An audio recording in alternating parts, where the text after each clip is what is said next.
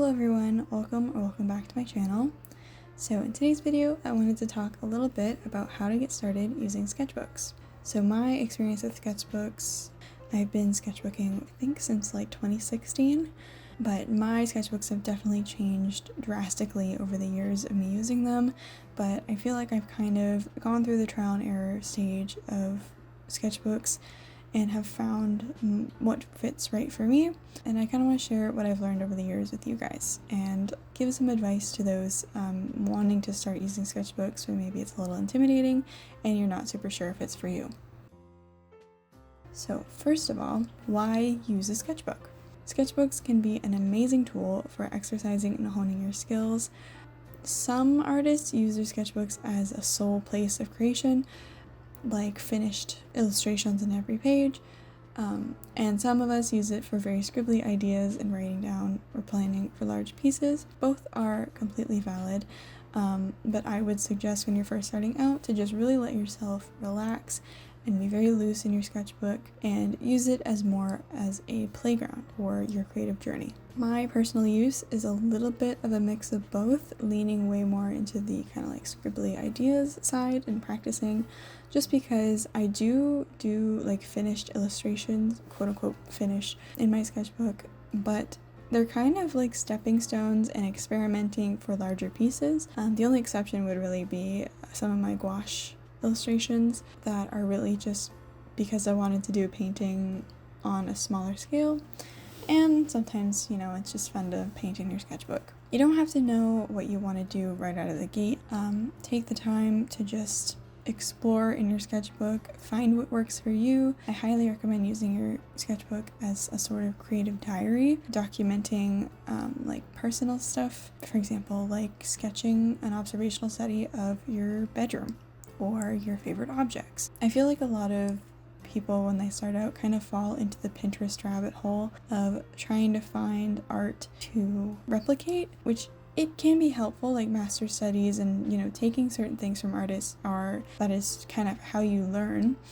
But I think it's really important to keep in mind that a sketchbook is yours and it's not something that you're trying to replicate from another person, which is a big lesson that I learned. I think I've talked about it before on this channel, but that is a big lesson I learned a few years ago, which really changed how I use my sketchbook. So you've decided you want to use a sketchbook. What sketchbook should you use? So size is a big factor, probably the main factor. Larger sketchbooks are much more difficult to bring around, but do give you a lot more open space for larger drawings. The opposite goes for smaller sketchbooks. They are much more portable, but limit your space on the page. When it comes to drawing, I always preach learning to draw big. A common thing that happens with young artists or artists that are just starting out is they draw really, really small and they try and fit a bunch of different drawings on the page at the same time. My personal experience, drawing small limits the amount of detail and the amount of thinking you have to do. Whereas if you do a bigger illustration or a bigger study, you kind of have to focus on how the juxtaposition of the shapes in the drawing and how it fits on the page and all that. I don't know. That's why for me, I have two sketchbooks typically. I have kind of like a more fancy drawing sketchbook that I use for like one step up from my messy sketchbook stuff, but not quite a finished illustration. Commonly I use it for drawing classes and more academic work. Yeah, smaller sketchbooks can also be really great. Like I would recommend starting with an A5 size, which is what I use. It's very common and I think gives a good amount of space while also being relatively portable. I would recommend for cheaper options because I am not willing to spend more than $20 on a sketchbook. There's the Talon's Art Creation sketchbook. I really like the strap on this one that you can close it. And then the Artist Soft sketchbooks. These ones, they fall apart, but I don't mind that. And I kind of like when sketchbooks fall apart. I feel like I have succeeded when they start to like crumble in my hands. But those are both really cheap sketchbook options. You can find them relatively everywhere. If you want to go a little pricier, there's the Strathmore sketchbooks. I think there's a mixed media sketchbook that Lil Star Nerd like lives and breathes, And then there's the Moleskine sketchbooks, but both of those I'm not very knowledgeable about because my sketchbooks are really cheap and I don't care for fancy paper when it comes to figure studies.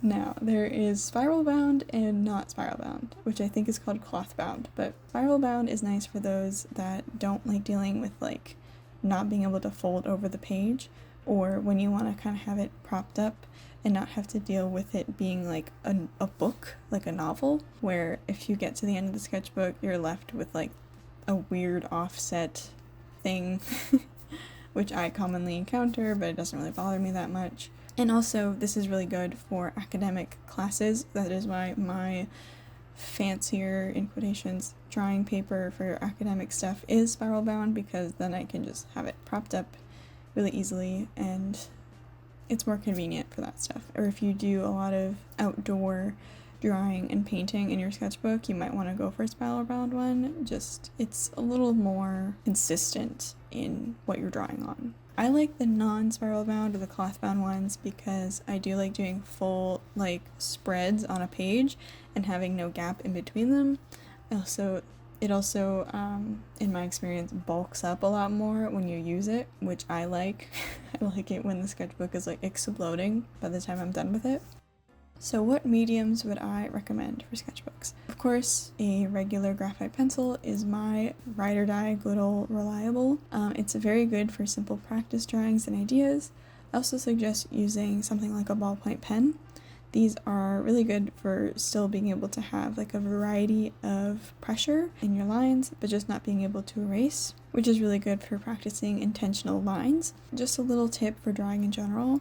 Learning how to use line intentionally and with purpose really elevates your drawings. For example, instead of doing just a bunch of like sketchy lines, being intentional with like 3 is gonna look a lot better.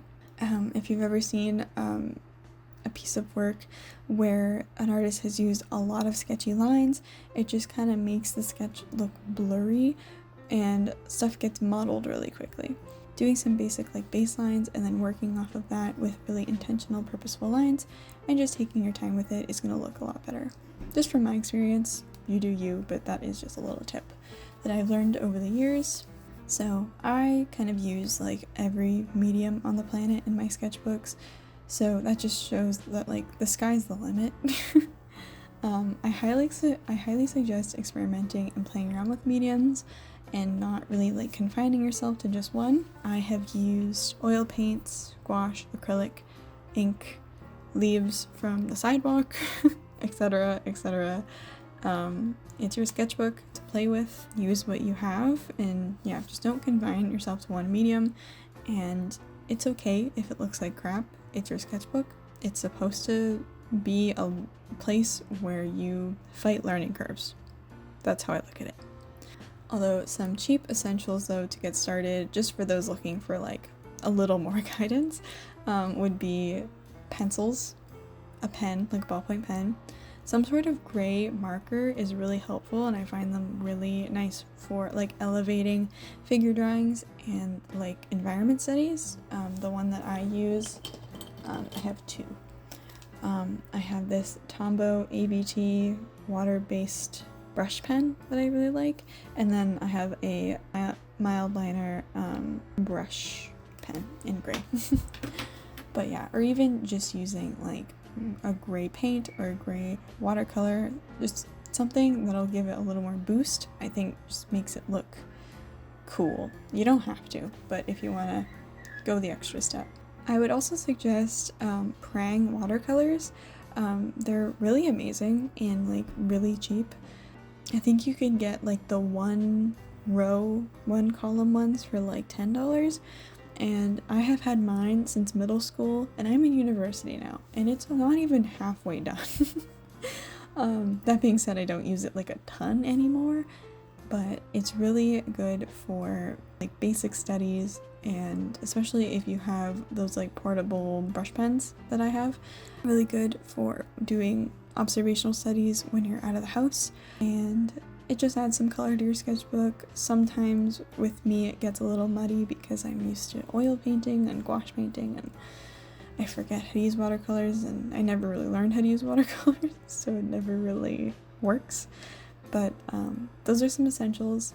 Also, gouache is incredible for sketchbooks. I would say it's my main painterly medium for sketchbooks. Jelly gouache especially is relatively cheap and nice for just practicing and learning.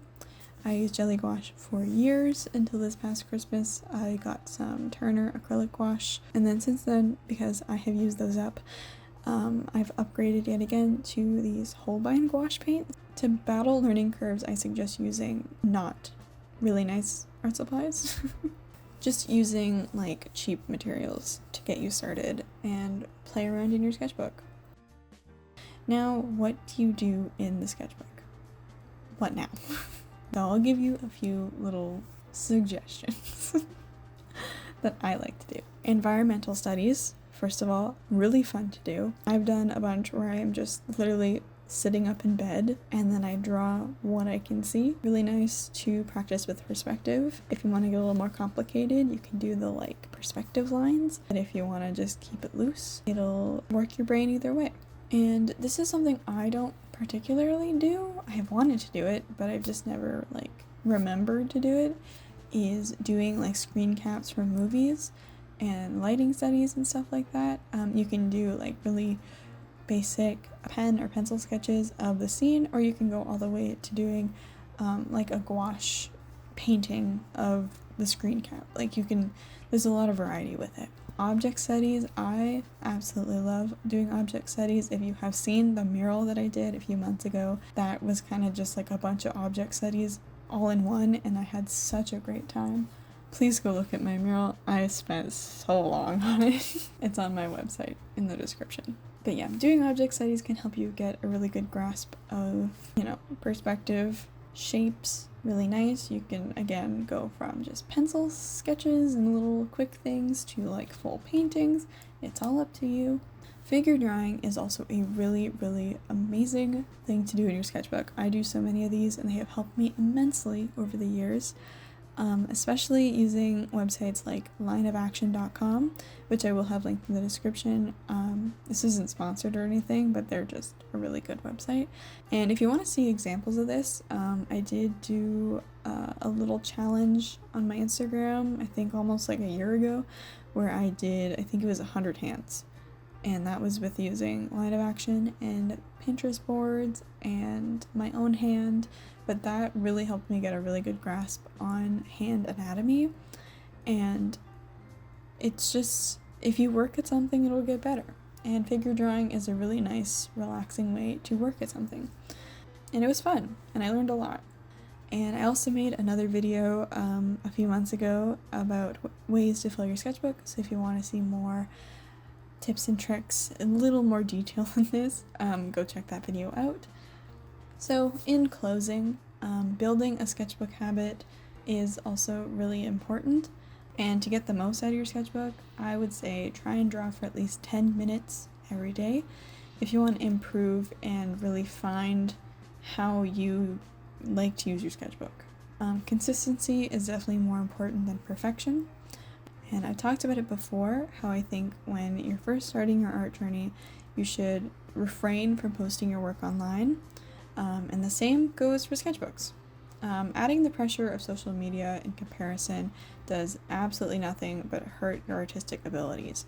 Your sketchbook, at the end of the day, is all for you, and I think by not posting your artwork online, it allows you to be a lot more loose and messy in your sketchbook and do the learning curves without fearing that it's going to look bad. And that's why I think it took me longer than it should have to kind of figure out what I wanted to do with my art and with my sketchbooks, because I was mostly making a sketchbook with the lens that I was going to share it with social media and share it online. And once I kind of didn't care about that, and I kind of was like, you know what, I'm just going to take a break from posting my sketchbook stuff online. I'll post finished stuff, I'll post progress, I'll post maybe little things here and there, but not every page has to be posted.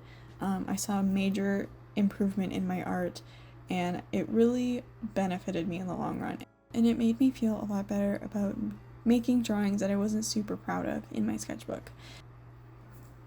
So that is all I have for this video. I hope you enjoyed, and I hope you like the illustration.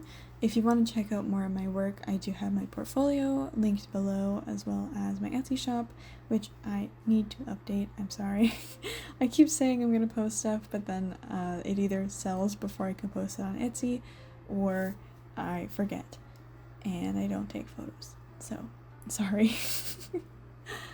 Comment below if you use sketchbooks or not use sketchbooks, or what you like to draw in sketchbooks, what you don't like to draw. So yeah, I hope you all the best luck in starting your sketchbook journey, and I'll see you in the next video.